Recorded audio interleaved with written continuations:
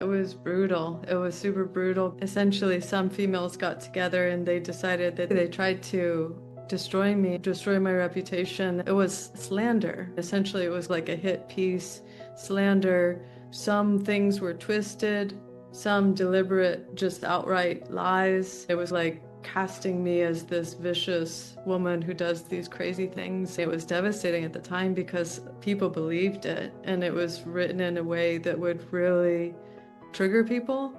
It was a lot of hatred going towards me very fast, and I'm very sensitive. It felt like my whole being, it was brutal. I didn't realize that was a Saturn return.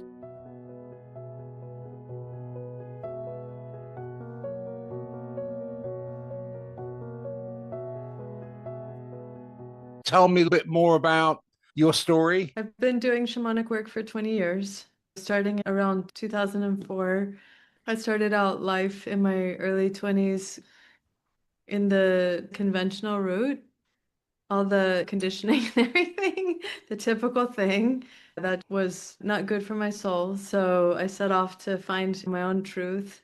And I guess in some ways had a awakening process in my early 20s with my grandma was talking to me from the other side. So I set off on a path to follow my heart, and it led me into shamanic work and had a one teacher that I studied with for a long time who's now on the other side. His name is Masome, and he's from Burkina Faso in West Africa. I started out as a court reporter. And then following my own path. It seems strange, but Not really. I don't think there are coincidences. I think there are synchronicities. you Go would on. understand this. Carry on. I interrupted you. Carry on. Yeah, you would understand this. Yeah, because you have I think like a more in-depth understanding of the soul. But I say it sounds strange just to somebody that only is in the condition led. Sure. But yeah, so basically, yeah, I studied and kind of apprenticed with Malidoma for 8 years and went to Burkina Faso and West Africa 5 times. And I would say I was probably born with these abilities, just like many people. And it's been my calling, a woman who moves between worlds. So at this point, I have an online school, and a lot of my work through the years has been dedicated to healing feminine energy or healing wounds of the feminine. So a lot of it has been focused on that. And I facilitated ceremony around the world. I've written a book. I didn't feel called to do that, but I'm very dedicated to the way I get guided by spirit. I laugh also because I work a lot with little people, wee folk. That's why I laugh because it's all funny.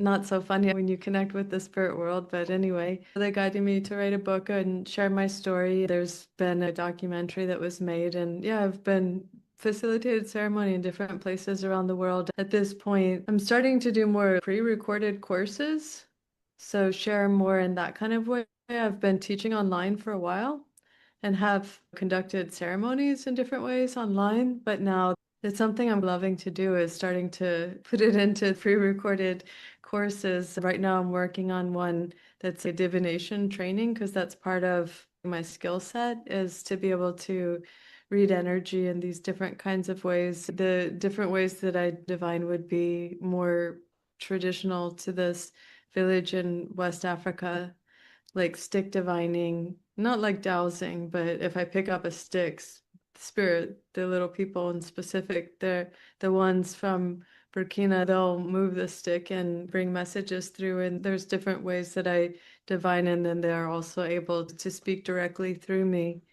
At some point, I went through, it's a common thing. You probably know about this too, this like the near-death experiences, the kind of like shamanic near-death experiences that happen. So at some point, I went through when I was living in San Francisco, after I had been to Burkina during one of my journeys, I went through one of these near-death experiences, enabled me with this ability to speak in their tongue, their language. That's been something I've done through the years, and it sounds wild, it sounds strange. It's a different, more like a language from nature.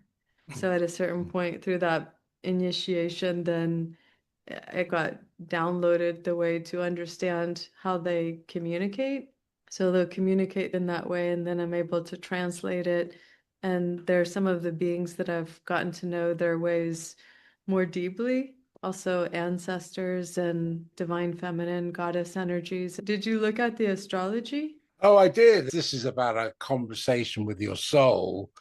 The chart really tells a story, Yeah. and your story, from what I can glean, and also looking at the symbology of your natal chart, is you are someone who's come here to bridge worlds in the seen Mm, and the unseen, the ancient and the modern, the sacred and the mundane.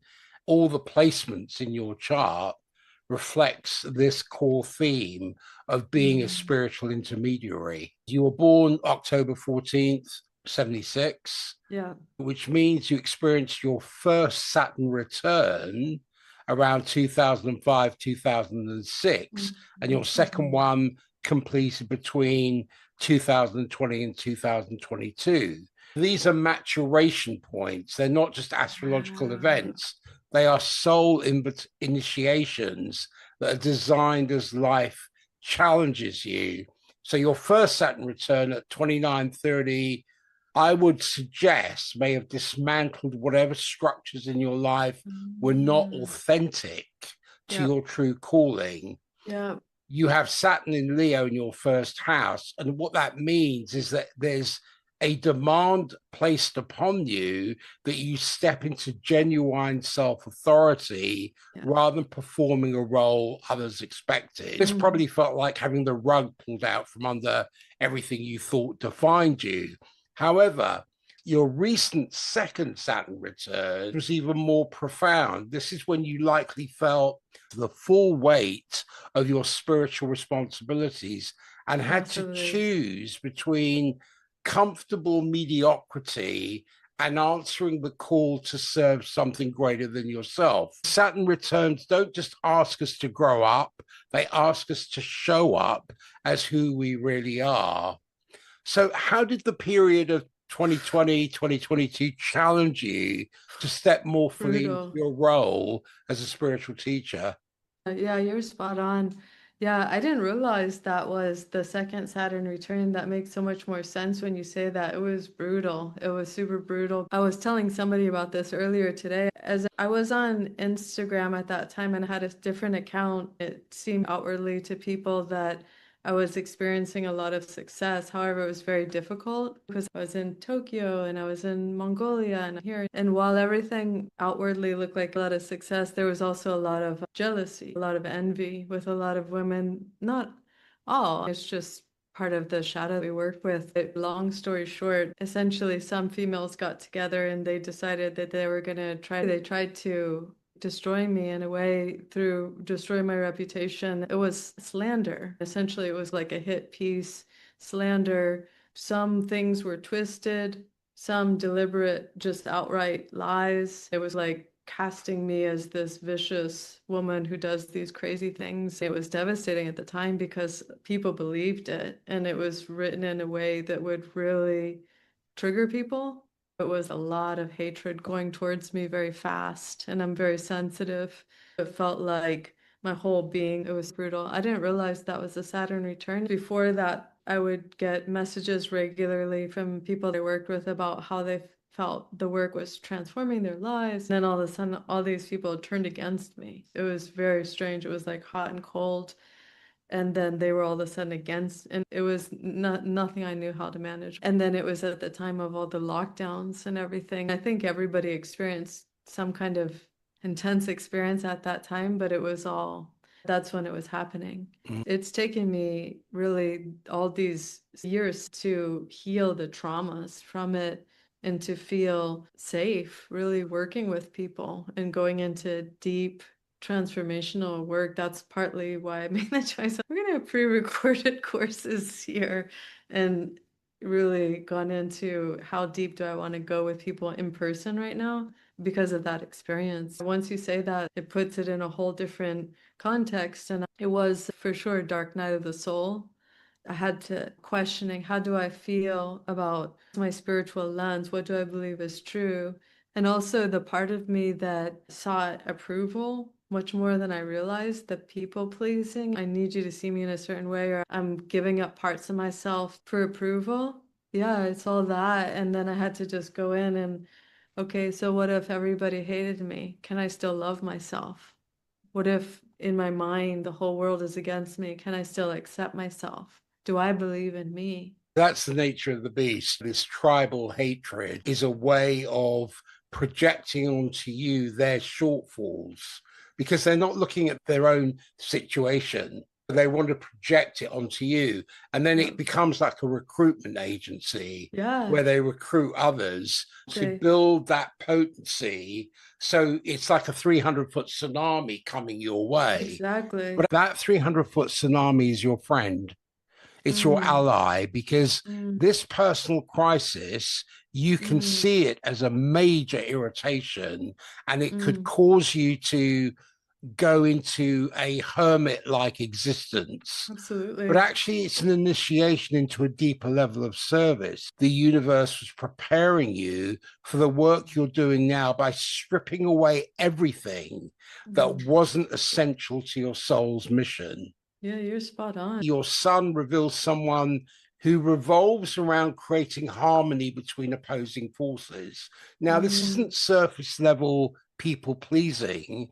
This is about you being positioned to be a sacred diplomat, someone who can find the meeting point between worlds and traditions and ways of knowing. Your identity is mm, expressed through communication, teaching, and being that bridge between different communities. You're mm, not just sharing spiritual wisdom, you're translating it, mm, making ancient knowledge accessible to modern mm. seekers, restoring balance between humanity and the sacred realms. The shadow side of all of this can be Yeah, getting lost in trying to please everyone yeah. or avoiding necessary conflicts. When you embrace your Libra sun fully, you become a master of sacred diplomacy, someone who can honor different perspectives while maintaining clear boundaries about what serves your highest good. Yeah. So, how do you navigate the balance between honoring different spiritual traditions while Yeah. maintaining the integrity of your specific path? Where do you find yourself compromising your truth to keep peace, and how do you course correct? Yeah, I've got to watch it. It's such an old pattern that it can be so subtle. The way that I find it helpful to avoid defaulting into that pattern is different kinds of meditative practices. The deeper I can be in touch with my own being, subtle, physical, all the different ways, the deeper I can be in touch with the kind of tissue of my being, then I can catch it right before I start doing it because it's such a default Mm. pattern. I found meditation, even simple meditation, to be really helpful. I do that sometimes, and recently I've gotten more into because I noticed that it's been more recent, and maybe you can see that in the chart too. It's been very recent and close to the beginning of this year that I had some situations where I realized I was allowing my boundaries. Maybe it's the Saturn. I learned so much about boundaries, and I found that when I would assert those and be really diligent when I sense something as, no, I've got to have a boundary here and I've got to respect that. That's respecting myself and allowing myself to have that is so important. And when I was allowing it to be pushed into and I was defaulting into people pleasing in a particular situation, I snapped out of it and I was like, okay, I've got to stop this old pattern. It's reclaiming my inner sovereignty, and I don't need anybody to agree with what I know is true, but I need to stay true to that. And when I stay true to that, my energy grows. And when I don't, I notice my energy will diminish very noticeably. Oh, okay, there's my empowerment. You see, boundaries, that's part of Saturn's job, is to teach you those things. And yes, it can be brutal because if you don't have a boundary, you have battlefields, as you've Mhm. experienced. Your Libra sun wants sacred justice. I sense Mm, you're here to restore balance between the spiritual and material worlds, making sure mm, both are given their due respect. But you need to have strong boundaries to be able to work with those things. Yeah. You are going to get all this stuff coming at you, this kind of detritus being thrown at you. But when you have a strong boundary, you turn your observer on, don't get attached to it, and go, yeah, okay, I'm on the right track, and brush it off. Your moon is in Gemini at 26 degrees, and it's in the 11th house, which reveals how you process emotions and what you need to feel secure. This isn't just about feelings, it's about how you nurture others and yourself. Your moon placement suggests you experience emotions through stories, connections, and the constant exchange of ideas and experiences. And the placement of it in the 11th house, your emotional body is connected to community and your vision for humanity's future. I get the sense you don't just feel your emotions, you feel the collective emotional currents, which makes you incredibly intuitive about what groups need for healing and growth. Your Gemini moon needs variety, needs intellectual stimulation, but it also needs the freedom to explore different perspectives to feel emotionally satisfied. The gift of this placement is your ability to articulate emotional and spiritual experiences that others may struggle to put into words. You can take complex feelings, weave them into teaching, stories, and healing practices that others can understand and apply. But the challenge here is that sometimes you may intellectualize emotions rather than fully feeling them. My question is, how do you stay grounded in your body when your mind is constantly processing collective emotional information?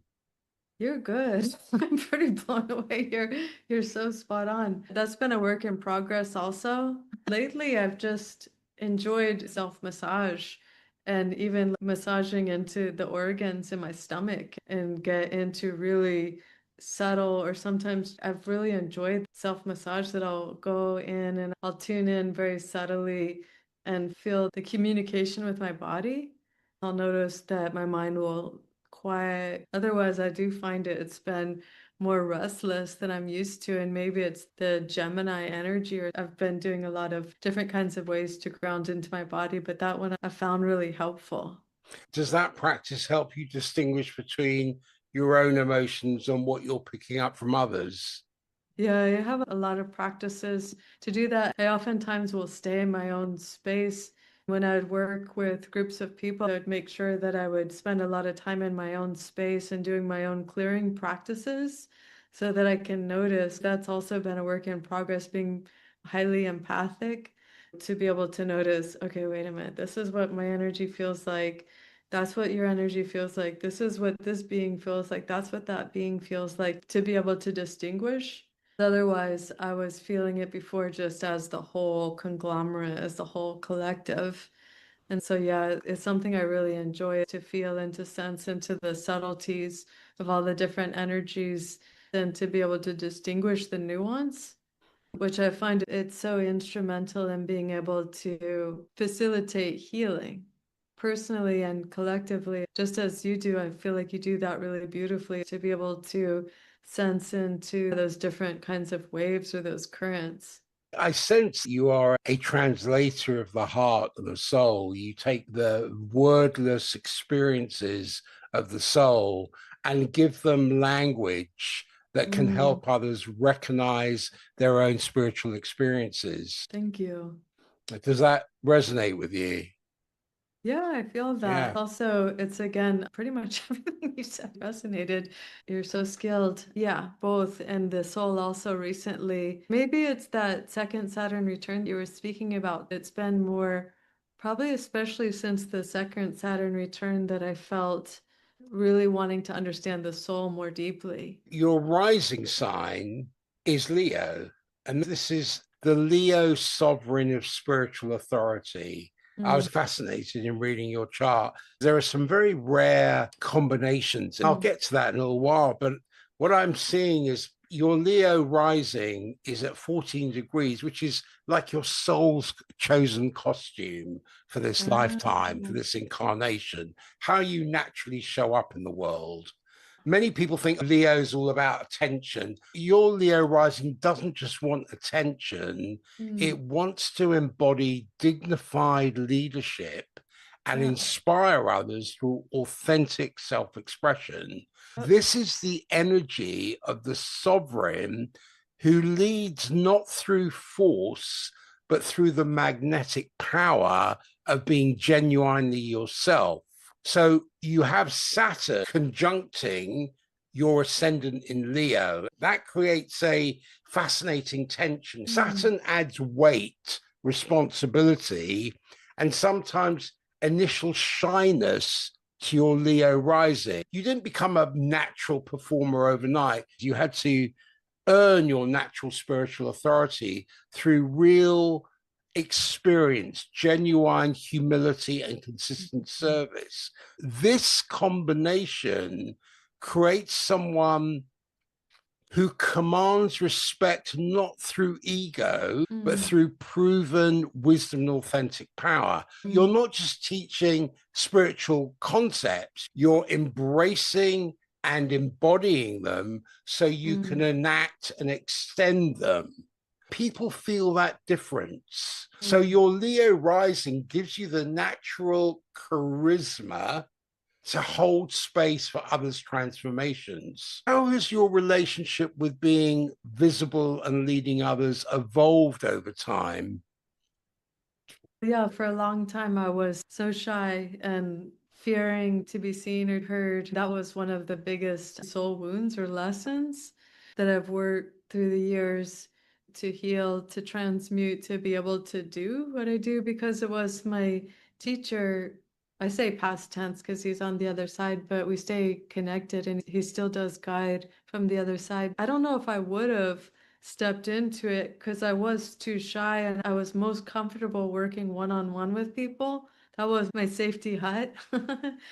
Really loved one-on-one and going deep with people in that way, and that felt safe for me, being really shy, really empathic.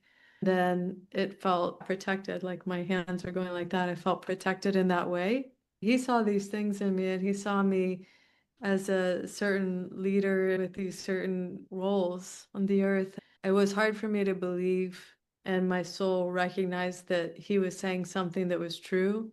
So I just kept finding the courage to show up. A lot of times it was just as long as I could speak in a vulnerable way and let people know I'm really scared to do this, but I'm going to do this.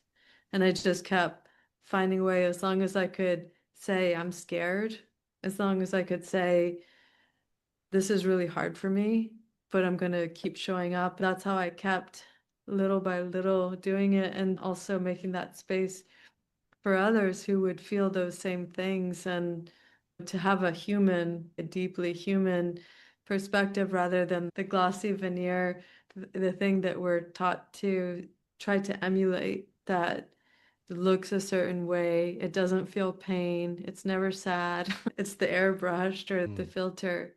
So, yeah, so I went about it in a different way that I could approach it. And yeah, I think I got so deep in the feeling of it. I was like, did I just answer his question? You were able to discern and distinguish between healthy spiritual authority and Mm. ego driven leadership. To me, it doesn't feel good or feel right. The kind of the top down approach, it doesn't resonate. It's like we're together doing this and wanting everybody to feel genuine empowerment. What you were speaking about too, that authenticity is encouraging people. That's what I felt called to encourage them about through the years. You don't need to be somebody else to honor and value the precious essence that everybody carries and to lean into that and trust that because to me that's really what it's about to access that and that's what I've been doing myself and encouraging others to do. Let's trust that, the raw essence. my hunch is that's what we're really here to do as humans. That's what's going to be really satisfying. If we get praise in the other way because we've polished something, it's like the quick hit of a compliment. It fades, it's fleeting. But when we're deeply coming from our essence and expressing that way, and we're met and appreciated for that, then to me, that's what our soul longs for. That's what mine does. That's what I felt. And when that happens and it's, oh, yeah, I'm able to express naturally and I'm being received. When you don't have boundaries, you run towards a safety nest. When Mm, you start to have boundaries mm, and you keep reinforcing and building those, you create a safety net. And that mm, builds an inner potency. You're creating inner stability and outer equilibrium. My sense is that your Leo rising with Saturn suggests to me that you're here to redefine what spiritual leadership looks like. Not the guru on the mountain, yeah, the elder sister who's yeah. walked the path and is willing to guide others with both strength and humility. Yeah, yeah. And what you're speaking about, it's the leading from experience. So much of my journey has been guided going into it. It would be almost like the arc of the hero's journey, or you go through the dark night of the soul. They've guided me through all these journeys on the earth, like physical, go here and do this thing, and it's challenging. There's dangers and threats and all these things. It's all of these actual arcs going through the journey. Now it feels like it's been a time of integrating all of those experiences. I can speak from direct experience because it doesn't work for me to learn from books in this kind of way. You have the visceral experience of Yeah. it. So it seeps into your sinews. It becomes Yes. part of your basic constitution. So you become that beacon of transmission that isn't Mm, from an academic pursuit, but from a mm, visceral experience. And people yeah. feel that. Yeah, exactly. The visceral experience. And that's the way that I've languaged it too. It comes in from the viscera. And Mm. yeah, that's exactly it. I can also see that your mind seeks sacred synthesis. It's not about just processing information or thinking, it's about how do you organize reality and communicate your understanding to others? You've got Mercury in Libra, that's the reference. What that suggests is it seeks to find the underlying harmony in Mhm. seemingly contradictory information. So, this placement gives you that ability to see multiple sides of complex spiritual questions without getting lost in relativism. Your mind naturally seeks synthesis. So, you can Yeah. take different spiritual traditions, Mm, psychology and ancient wisdom, and weave them into the coherent teachings that honor the truth in each perspective. This placement makes you a natural teacher and communicator. You don't just receive spiritual insights, you feel compelled to share them in ways that others can understand and apply. This placement ensures that your teaching style is balanced, fair, and considerate of your mm, students' different learning styles and mm. backgrounds. Does that resonate with you at all? Yeah, absolutely. And I've naturally resonated with a way of working with people from different cultures, as long as they're open to me and resonating with my nature. That's what I love. A lot of the ceremonies have been with people from different cultures, as long as everybody's choosing to be in their heart. It's something I've found really interesting about spirit. We could say shamans, we could say all kinds of different language or names for the different roles, the spiritual roles of people who are bridges in some way. The ones I've met around the earth that are, again, I distinguish open heart because there are other times when people are just really closed to me or to others. But the ones that have been open and receive, there's immediately understanding. I'll give an example of different shamans I worked with in Mongolia. I heard the candomblé coming through me in a particular setting, and they gravitationally they wanted to sit and understood that it translated across cultures, even though we had never sat and said, this is who these beings are, this is what they're about, this is my history, this is who I am. He just sat there. He was open in his heart, and I could tell he understood what they were saying before the translation happened. There have been situations in different parts of the world where I'll sit with these people of medicine and they'll understand before the human language translation is happening. And I love that. That's my nature, to resonate with people. What I've loved about travel too is I'm totally fascinated with different cultures. When I travel from culture to culture, it brings up what's possible for humans, because these humans can do this and these humans can do this. There's all different ways that they've developed or cultivated themselves. And I would wonder to myself, how come they're connected to spirit there and how come they're not connected there? But why is it like that? And I asked these questions from the different places that I traveled, and I was like, why is reality like this here? And they really believe this is how reality is, but they're different realities, but they're really true here. And when I'm in that land and in that place, it's really true there. And when I'm here, it's really true there, but they seem to contradict each other. That's what led me to believe these are constructs. This is what they've chosen to believe amongst the group, amongst the culture, amongst the civilization. This is what I believe. This is what they've constructed with their beliefs, and it's a shared reality. I believe there are shared realities, and people choose this consciously, or I believe also unconsciously, subconsciously. They come into these reality bubbles, and inside that bubble, it's just the way it is. But then once you leave the bubble, it's really different over here, though. When I look at the indigenous people, Mm, Native Americans, who mm, wouldn't just say mind, body, and spirit, they would say mind, body, spirit, ancestors, and land. yeah. When you look at the different lands of different countries on the earth, on Gaia, Mm, they have a different radiation that emanates from that land. What I find very interesting mm, is that emanation, you breathe that in through the nose, mm. which is a direct portal to the circle of Willis in the head, and then connects into the spine. Oh, As an example, if I wanted to become a US citizen, they term you an alien. You have to that's be there for interesting. 7 years. Then you can swear allegiance to the flag. That's the surface level explanation.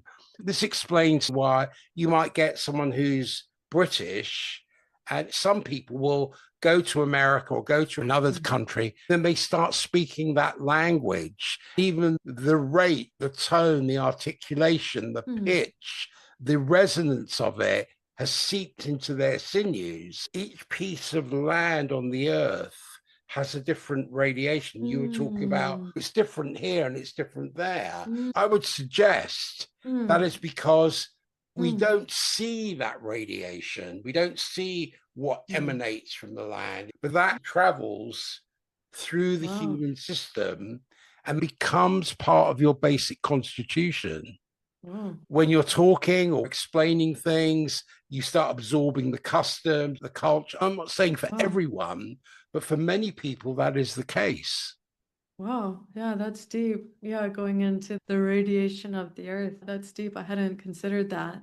As you were talking, I was thinking to myself, you seem to have a process for integrating new spiritual information with what you Mm. already know to be true.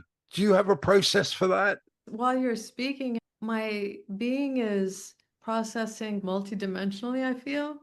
While you're speaking, I'm feeling what you're saying. It's processing through my feeling being.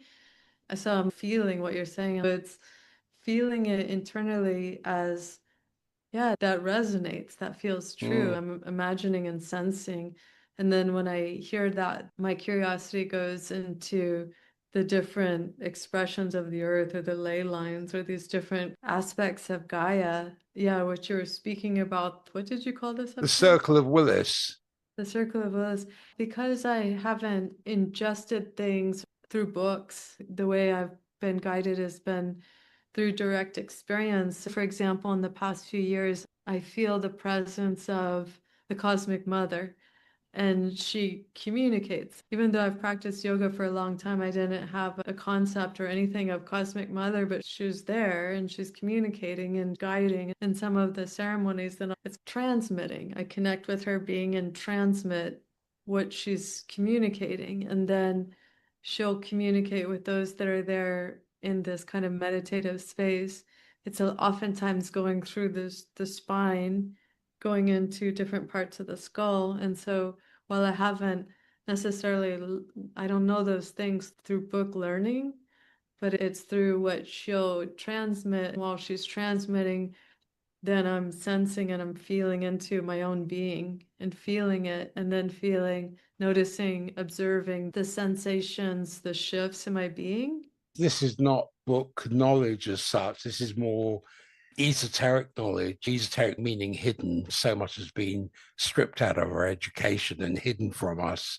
It's amazing. And I want to talk about your North Node, which is your Mm, growth edge. It's where you're walking towards. It's your mm. intended growth direction. You got your South Node, which is your comfort zone, which people are overly dependent upon. And you've Yeah. got your North Node. On your chart, your North Node's at 3 degrees Scorpio and it's in the fourth house. Okay, what does that mean? It points towards your soul's intended growth direction in this lifetime. This isn't about what people might think is personal development, it's about Mm, the evolutionary leap your soul came here to make. This placement is calling you to dive deeply, transform completely, and embrace the mysteries that most people avoid.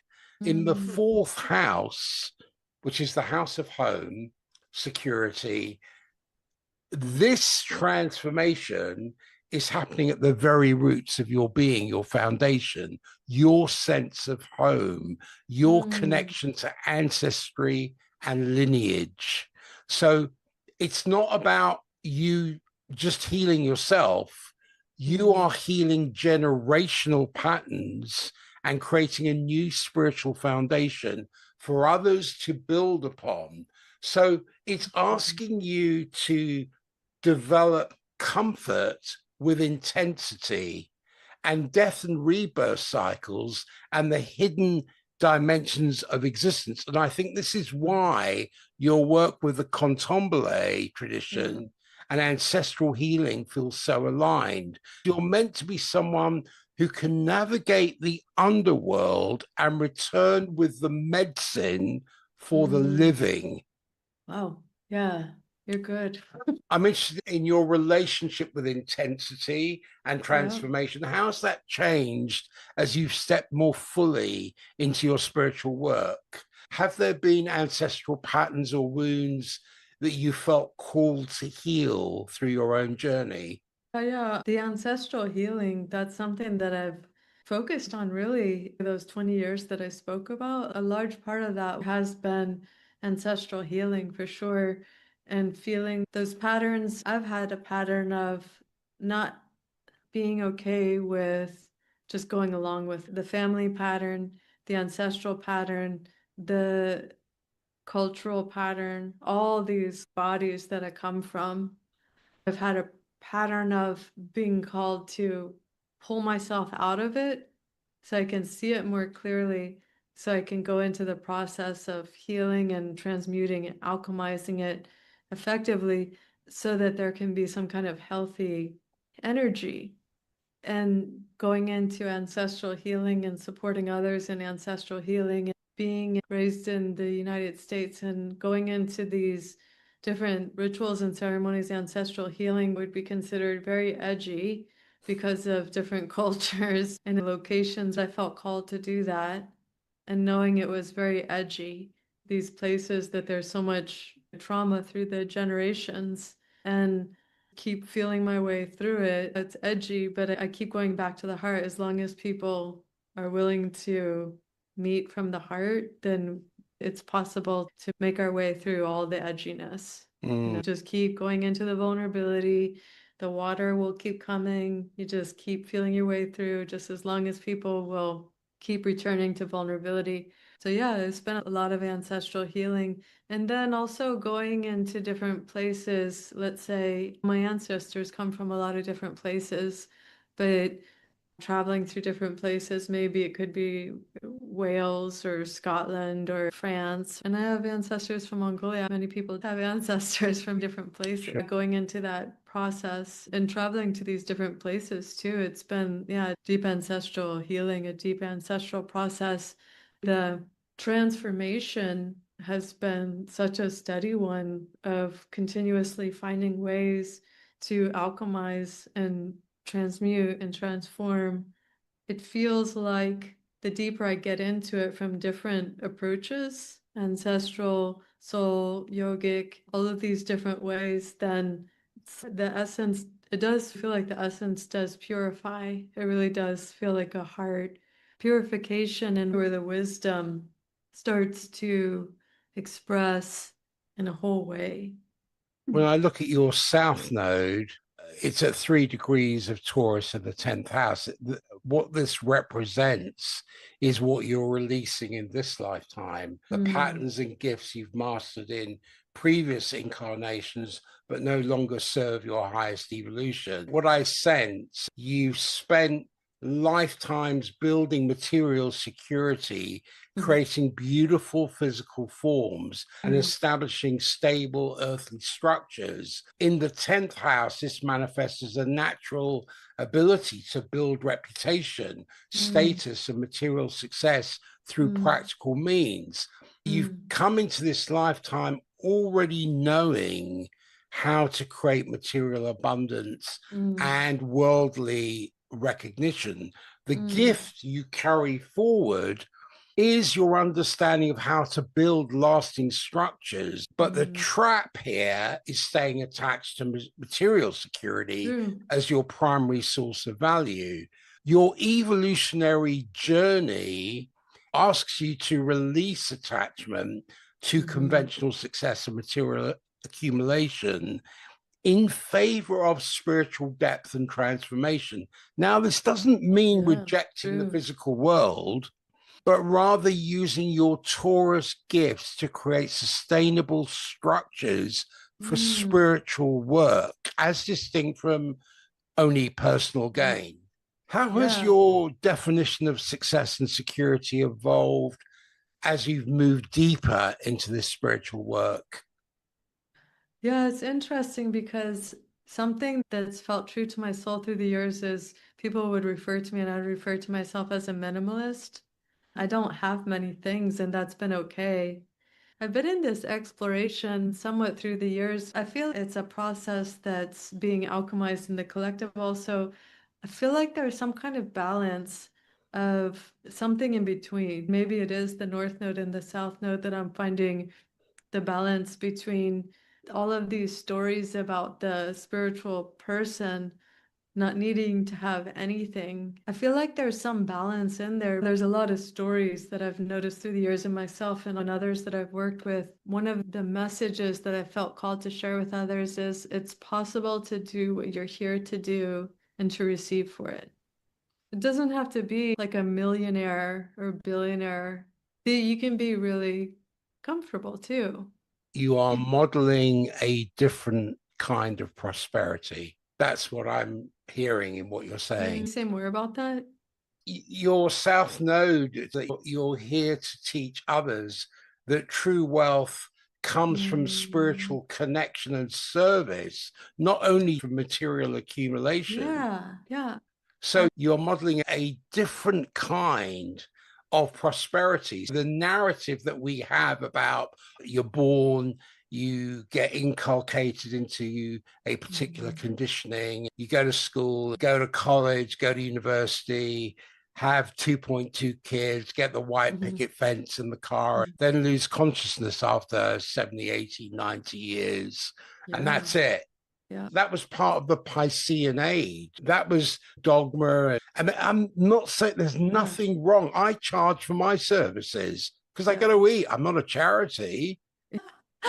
You charge for this, You're really good too. right? Yeah, I hope you charge well. You're Well, I do. amazing. I do. I charge according to what I perceive my value is. And for some Yeah. people, it repels them. That's the Mm, whole idea, because mm. I only want to work with people Exactly. who are not committed. Because when someone says to me, "Oh, I'm committed to the process," no, you're not. I'm about to write you a check. Yeah, I know. When you say you are committed, you're talking to me about a narrative that is external. Now, if you turn around to me and say, I am being a commitment to my process, to Mm, my life, you can write me 10 checks, mm, right? Some people say, oh, that's semantic ambiguity. Actually, it is not, because it mm, is how you're wiring your neurology mm. by the words that you speak. True. Thoughts are like lightning and Yeah. words are like thunder. You've got to be very careful of how that instructs your faculty and Mm, how that directs your behavior. So yeah. I'm hot on things like that. So, Yeah, that's good. No, I yeah. appreciate it. I get passionate about this too. I'm happy to know that you, like I said, I keep saying, whoa, you're good. Whoa, you're good. Because I've been swimming in the seas of the spiritual landscape for a while in all these different ways, being able to read another soul. It's so precise and rich. I'm happy to know that you are. And this is something through the years that I wouldn't say I've charged anything exorbitant at all, No. but also letting people know, trying to make a statement of, yes, this deserves to be valued. Somebody who's dedicated their reality to understanding the nuances of the other world in these ways, and that it is at least as valuable as the handbag or the pair of shoes or the things that money is, and all of these stories around that it should be given to somebody. Or something like, where does that logic come from? I asked somebody the other day when they looked at my website and they went, $2,500. And I'm like, Mm, yeah, it's for the 3-month program. I said, I'm not here to try and sell anything to you, but gee, this is what I will sell to you. yeah. I'm going to park right outside your house an AMG Mercedes Benz that is worth Mm, $120,000. Would you give me mm, $2,500 for that? mm. Oh, yeah. Oh, so now we're talking about what you value. It's exactly the values. What I felt called through the years is to be a stand for something. Let's Mm. value this. I believe this physical is all coming from the spiritual dimensions. That's what gives rise to all of this. It's my direct experience that this actually satisfies the soul, that can get you off the hamster wheel, where you're not even aware that you're on a hamster wheel and you're just going and going and going and going, and something that can actually has the ability to, not me, but to interact with the essence of life, the sacred, in a genuine way, to interact with it in a way that offerings, for example, I make offerings a lot. I talk about offerings a lot. I'm not talking about offerings to me. I'm talking about offerings to spirit. I make offerings to my ancestors. And I find that practice of making offerings, it's generating, it's cultivating that sacred essence that fills the being in a way that I don't know that a handbag ever can. I like style and I like artistic things. The one that's going to be really satisfying to the soul, at least it would be probably created or crafted in a way that the person was coming from their soul. There are many layers to a chart. So far, what I'm seeing in yours is your entire chart is oriented towards serving, as I said earlier, a bridge between worlds, translating ancient Mm, wisdom for modern seekers and healing mm, ancestral wounds and helping others remember their own spiritual nature. And every placement mm. supports the core mission of Well, spiritual service and transformation. But there are some major aspects. There are dynamic tensions that is shaping mm, your business and your life purpose. I want to touch on that with you, if you'll allow me. yeah, The conversations between different parts of your psyche and how they create both creative tension and dynamic flow in your work and business. mm, You've got a conjunction of Sun and Pluto. This is what I call the Phoenix teacher. Because when you speak or you teach, you're not just sharing information. I get the sense you're actually rewiring people's consciousness at a cellular Mm. level. That's Mm. what the Sun conjunct Pluto and Libra creates. When someone like yourself has Sun as your core identity, fused with Pluto, the planet of death and Mm. rebirth, you become an agent of profound transformation wherever you go. Most teachers share knowledge, you transmit metamorphosis. When people work with you, they undergo fundamental shifts in how they see themselves and reality. I would imagine your students may describe their experiences with your work as life changing, as distinct from educational. This is like having Phoenix energy at the Mm. core of your being. You help people burn away what no longer serves them so their authentic selves can rise from the ashes.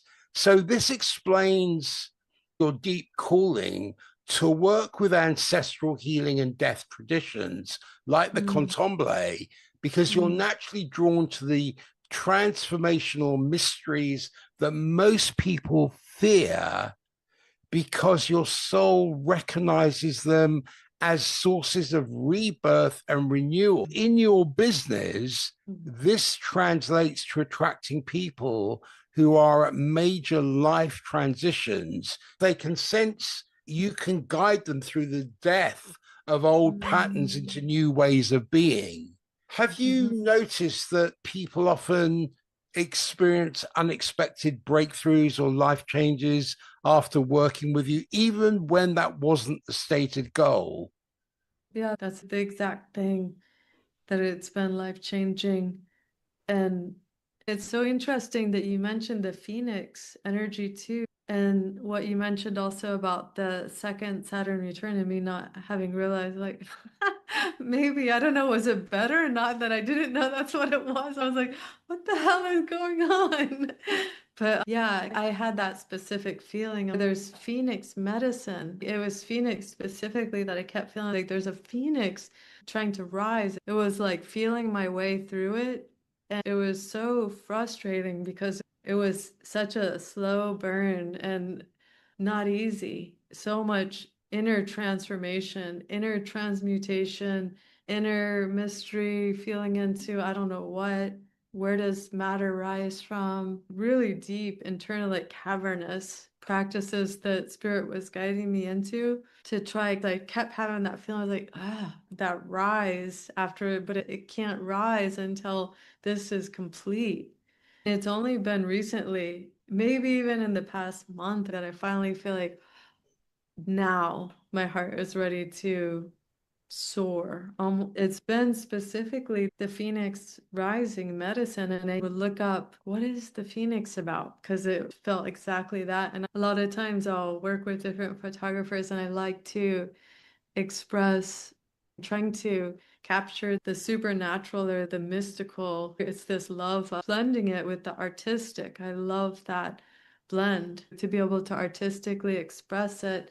I was almost even asking, can we do something with this like Phoenix rising? Because that's what I felt. How So, interesting. What I'm hearing is that you are the consciousness midwife. You're mm, helping people birth new versions of themselves. And I mm, think this is both your greatest gift and also your greatest responsibility. There is an opposition in your chart because you have Jupiter, which is a planet of expansion in mm, Gemini, is in opposition to your Pluto sun, which you just spoke about. This is what I would call the sacred scalability challenge. And here's one where your chart reveals one of the most common dilemmas faced by authentic spiritual teachers. You have the planet of expansion, abundance, mm. sitting directly across from your transformational Pluto conjunction. It's like having two different business advisors in your head. One Interesting. saying, hey, reach as many people as possible. And the other one insisting, go deeper, not wider.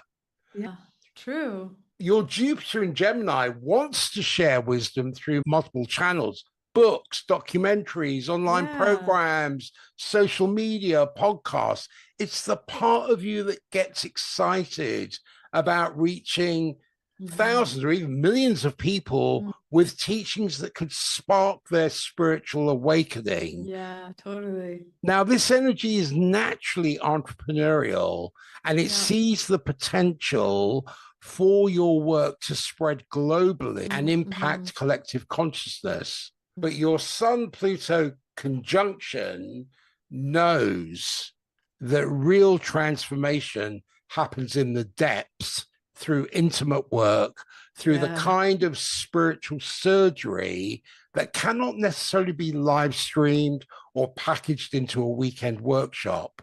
This That's it. energy is more like the traditional medicine keeper who works with one person at a time, creating profound healing that ripples out slowly but permanently.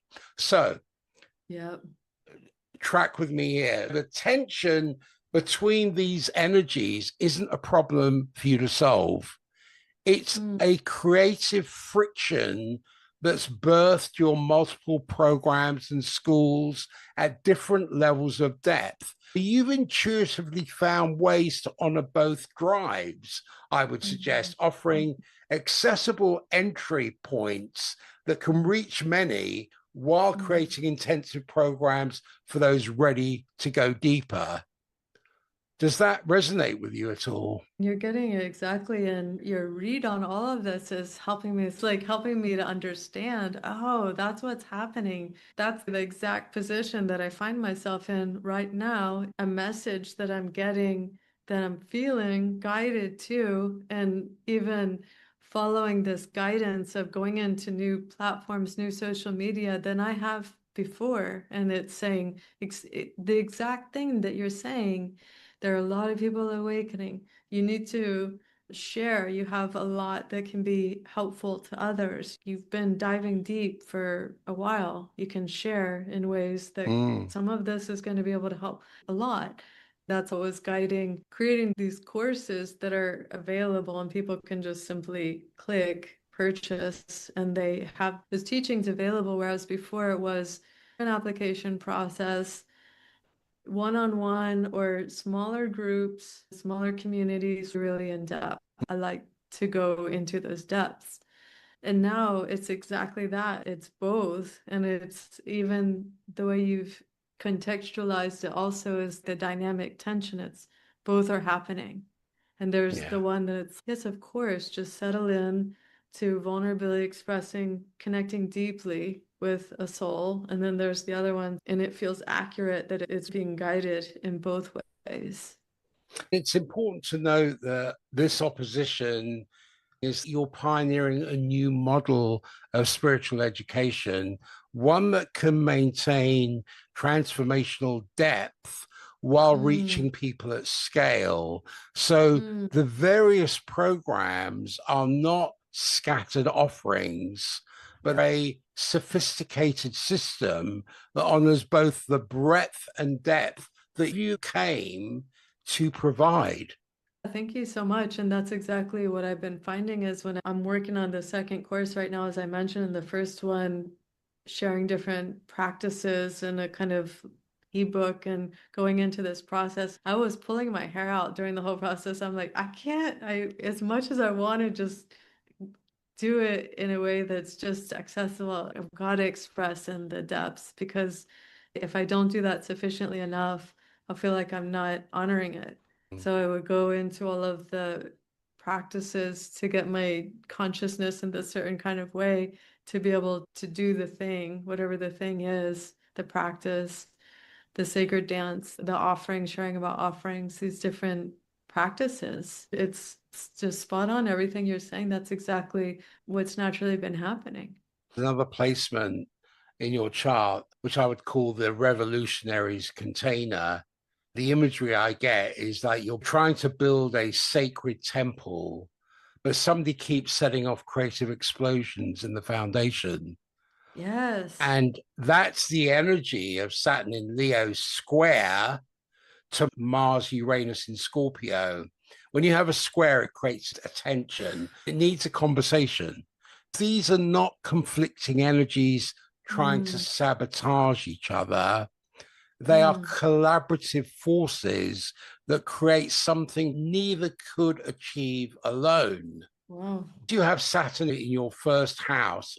That's your inner wise elder, the part Mm, of you that understands the importance of having a consistent ecology of practices, reliable structures, and earned authority. Now, mhm, this energy wants to establish clear boundaries, maintain professional standards, and mm. build a sustainable spiritual business that can Yeah, serve people for decades. It's the yeah. voice that says, slow down, do it right, earn your stripes. Meanwhile, God, the universe is comedic sometimes. Your My, Mars Uranus conjunction in Scorpio is your inner revolutionary. It's constantly ah, pushing you to break through conventional approaches to spirituality and healing because this energy can't stand stagnation. It will create crisis if your work becomes too predictable or safe. It's the force that drives you to pioneer new approaches and challenge spiritual orthodoxies and constantly evolve new methods. So the mm, square between these energies creates this productive tension in your mm, business because Saturn wants to perfect and systemize your current mhm, offerings, but Mars mhm. Uranus wants to blow them up and create something completely new. Totally. Okay. Yeah. And the way this might manifest within you That's so is true. feeling torn between deepening existing programs and launching innovative new approaches, or Yeah, between honoring traditional spiritual practices and modernizing them for contemporary seekers. And exactly. the key to working with this square is understanding that both energies serve your higher purpose. Saturn Mm, provides the container that allows the Mars Uranus insights to take sustainable form. While Mars Uranus prevents Saturn, it prevents Saturn from becoming too rigid or dogmatic. Your most successful business innovations mm, will probably emerge when you've built enough structure, Saturn, to mm, safely experiment with breakthrough approaches, Mars, mhm. Uranus. Can you think of times when your desire for innovation clashed with your need for stability in your business? And how did you resolve that tension? I don't know if I have resolved it. I don't think I have resolved it. But everything that you said, even specifically speaking about the temple, they've guided me to create a temple. Have I even talked about this publicly? I don't even know if I have, but I think it's fine to talk about like an actual temple. And there are energies that will continue. It's happen exactly like what you're saying.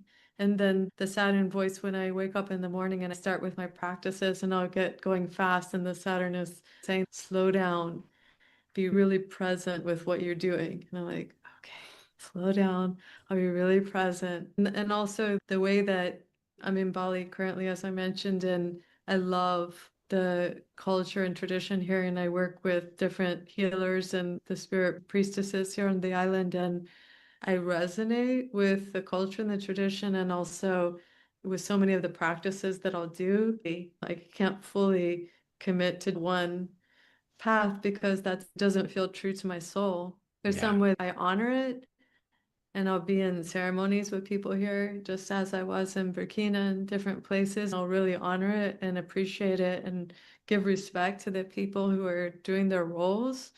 They have deep relations here and they know that I respect them and Mm. there's shared respect. For me personally, I can't take on the way that spirit guides us. It's the direct connection with all of it. There's a fluid approach, understanding what structure needs to be in place spiritually so that it's a sound environment, how to make this a sound structure in ceremony and ritual, and having it be protected so that the wilderness can express and the mystery can express. Otherwise, it can get too predictable. I think there's positive and negative to all of it. There's some way that I felt called to remain a sovereign. My insight on this square, squares, as I said, depict tension, but there's nothing good or bad in a chart. You are here to show that revolutionary spiritual work does not have to be chaotic or unsustainable. Your Yeah. challenge is modeling how to be a reliable spiritual authority as well as a cutting edge innovator, which is exactly what the spiritual community needs right now. And something almost hypnotic about authentic spiritual teachers who don't need to sell themselves Yeah. because they embrace and embody their work so completely that people are naturally drawn to them like Yeah. moths to a sacred flame. Yeah. Now, you have Venus in Scorpio trine to Saturn in Leo. This is what I would call the magnetic authority. This is the gift of your Venus in Scorpio trine to Saturn in Leo. So it's one of the most powerful aspects for building sustainable spiritual business based on genuine magnetism as distinct from marketing manipulation. Your Venus in Scorpio is not surface level charm or people pleasing. This is the energy of the deep feminine that can look directly into people's shadows and still love them completely. It's the quality that makes people feel safe enough to reveal their deepest wounds and fears in your presence. When Venus sits in Scorpio, it gains the ability to find beauty in the darkness, to be sexually and spiritually magnetic without trying, and to create a profound emotional and spiritual intimacy. I don't mean sexually in the way that culture associates with sexuality, because I don't think many people are developed enough to actually engage in that practice. This is what's called a trine. So the trine to your Saturn in Leo, this creates a perfect bridge between this deep emotional magnetism and your earned spiritual authority. I'm not talking about ego-driven leadership. It's the authority that comes from walking your talk. You've paid your dues. You've proven your competence through consistent results over time. Now, when these two energies work in harmony, you become someone that people trust, not because you're charismatic, but because your charisma is backed by genuine wisdom and demonstrated reliability. So in your business, this trine manifests as an almost effortless ability to attract the right students and clients. I suggest people don't just learn from you, they want to be in your energetic field because something in your presence catalyzes their transformation. I don't think this is something you have to manufacture. My feeling is it's a natural byproduct of your deep inner work combined with your commitment to showing up authentically in your authority. But the shadow side of this is you might undervalue this natural magnetism and not charge appropriately for the profound shifts people experience simply from being in your presence. There's also the potential to attract people more interested in your energy than in doing their own work. Yeah, And I'm sure that's you've funny. had that experience. This suggests to me your business success doesn't come from what you do, but from who you are. The challenge I see is learning to trust your authentic presence because that is your greatest business asset, and also pricing your work accordingly. Yeah, once again, I feel like, yeah, you're touching so many of the things that I've been experiencing recently too. and having some friends or different people just receiving guidance in different ways. It's felt increasingly like the age of Aquarius and not understanding what exactly does that mean, but just feeling and sensing that there are new ways that are being asked for by the cosmos, by something. Every single way that my work has been expressing, I've been taking a second look, a third look at everything to see what feels true right now. How do ways want to be combined? What wants to shift? And also being guided spiritually to share in ways that is able to reach more people, where before I was more sheltered, and then entering into conversations with people more around marketing and things like that, of things that I hadn't looked at before. So then feeling and sensing into, now I'm at the place where it's okay, it doesn't have to be a bad thing, but how can I do this in a way that feels authentic? Yeah, it's having the right brand architecture that reflects Yeah. the essence of what you do. And you have to develop sophisticated filters. I'm aware of time, and there's a Yeah. lot more within your chart I could go through. Maybe we could do a part two. Yeah. How have you experienced the conversation today?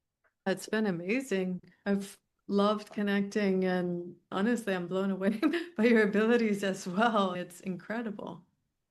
It's been really amazing to connect. Thank you. Where can people find you, and do you have any parting words at all? My website is earthamulet.com. If they go to my website, they can also see I have a YouTube and Instagram. It can be accessed through the website. Parting words.